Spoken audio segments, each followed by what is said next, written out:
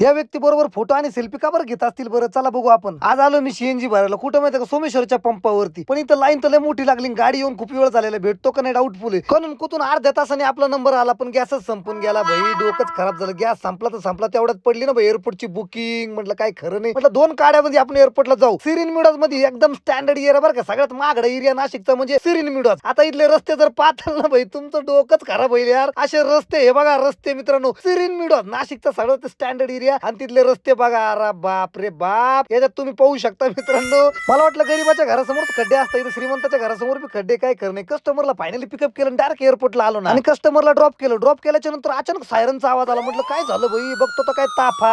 भाई म्हटलं आमदार खासदार कोण ना कोणतरी तगडा माणूस असेल, कारण की अँब्युलन्स वगैरे त्यांच्यासाठी सगळं राहतं. आपल्यासारखा सामान्य माणूस कुठं मरून पडला ना, कोणी पाच बी नाही, कोणी विचारत नाही. पण व्हीआयपी लोकांचं ना खरंच मजा आहे, एकदम जबरदस्त. डायरेक्ट ताफा गिपा असतो गाड्यांचा, पटापट ट्रॅफिक मोकळी, सगळीच मोकळी. पण आपला बी ताफा कमी नाही. हे बघा 3 माय दोस्त माय मागच आहे, फिरतच राहतं आपल्यासोबत. तितक्यात एंट्री झाली का आर्मीवाल्यांची. म्हटलं कोण आहे? यांना ना सोशल मीडियावरती खूप पाहिलेलं मित्रांनो, न्यूज मध्ये पाहिलेलं. त्यांचं नाव काय मला एक्झॅक्ट माहित नाही मित्रांनो, पण लोक इतके सेल्फी घेत होते की विचाराच्या बाहेर. हे ना देशासाठी यांनी पाय गमवले वाटतं आणि हात गमवले मित्रांनो, कारण यांची भरपूर ठिकाणी इंटरव्ह्यू पाहिले, पण यांचं नाव एक्झॅक्ट मला माहित नाही. तुम्ही कमेंट मध्ये नक्की यांचं नाव सांगा मित्रांनो. आणि खूप प्रसिद्ध व्यक्तिमत्व आहे आणि देशासाठी लढलेले व्यक्तिमत्व बरं का. यांची गाडी वगैरे बघू शकता मित्रांनो, किती भारी, एकदम टकाटक मध्ये भावांनो. देशासाठी लढावं लागतं तेव्हा आपले नाव घेऊ मोठं होतं, नाही तर काही होत नाही. इकडे तिकडे मारामारी करून भाईगिरी दाखवून काही होत नाही भावांनो. आमचे दोस्त आहे नुसतं म्हणा इकडे तिकडे फिरू राहिले, बुकिंगाचा पत्ता नाही ना भाई एअरपोर्टला, त्याच्यामुळे फिरू राहिले इकडे तिकडे. म्हटलं तुम्ही तिकडे फिरा, मी मस्त फुल तोडतो. म्हटलं इथं काय एकदम भारी फुलं गेले आलेले, कारण की ओझरचं एअरपोर्ट आहे ना खरंच जबरदस्त आहे. त्याच्यामुळे काय इथं शांत वातावरण, एकदम मस्त. गाडी लावली ना आम्ही रिकाम टेकड्यावर इकडे तिकडे भटकत राहतो. आज नाशिकचा पाऊस जरा शांत झाला नाही, इतका पाऊस चालू होता ना डोकं खराब व्हायचं. सकाळी उठलं पाऊस, संध्याकाळी झोपायच्या टायमाला पाऊस.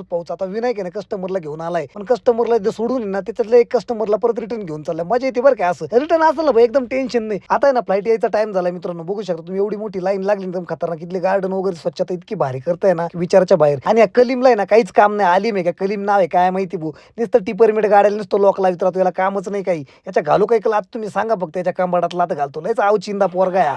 आणि आता आहे ना फ्लाईटचा टाइम झालाय मित्रांनो. आता इथून बुकिंग पडली तर बरं आहे, नशीब नाही तर काही खरं नाही बरं का. सध्या वातावरण इतकं बेकार आहे की बुकिंगाचं नाही भाऊ. काय करणार आहे, काहीतरी ऍडजस्ट करावं लागू राहिलं. आता कोण बाबा आहे काय माहिती, अंगो घालतो काय गाडी. ए बाबा अरे बाजूला दाब ना.